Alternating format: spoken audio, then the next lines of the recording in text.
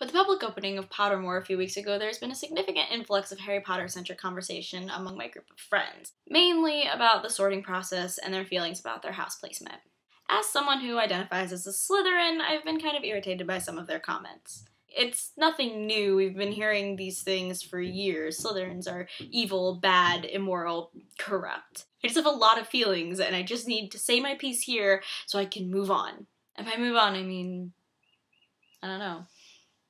Can you even use those words in a sentence like that? Move on from Harry Potter.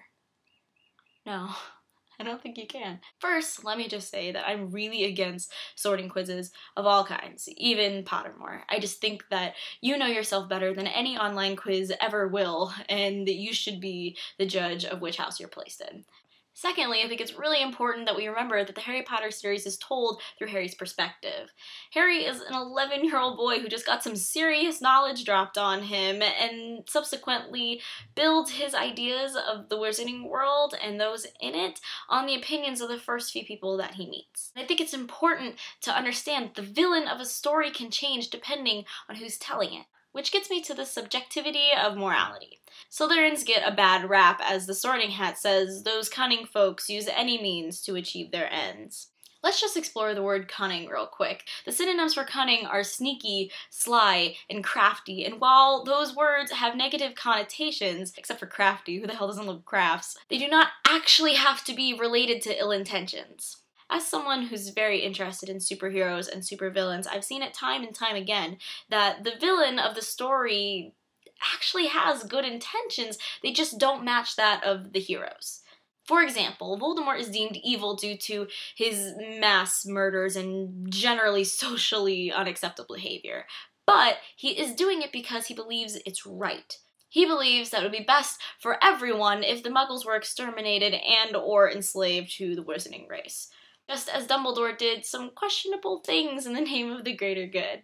Superheroes, good guys, are most often those whose ideals align most closely with the general socially accepted norms. Deviating from social norms can be looked down upon and sometimes considered crimes, but do they necessarily mean that someone's evil?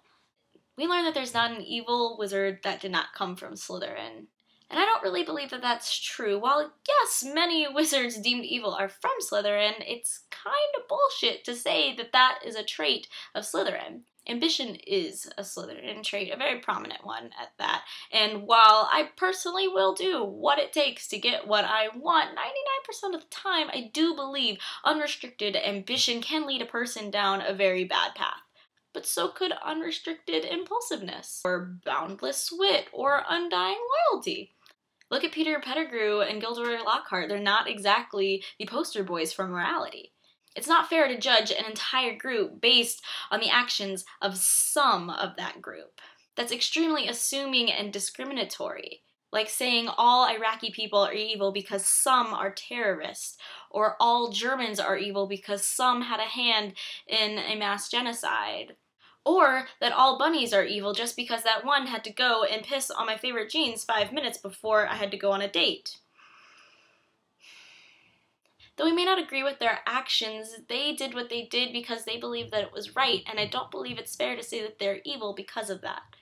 If you're unhappy with where the house quiz placed you, don't freak out. A, you should think about how you might actually embody some of the traits that are associated with that house.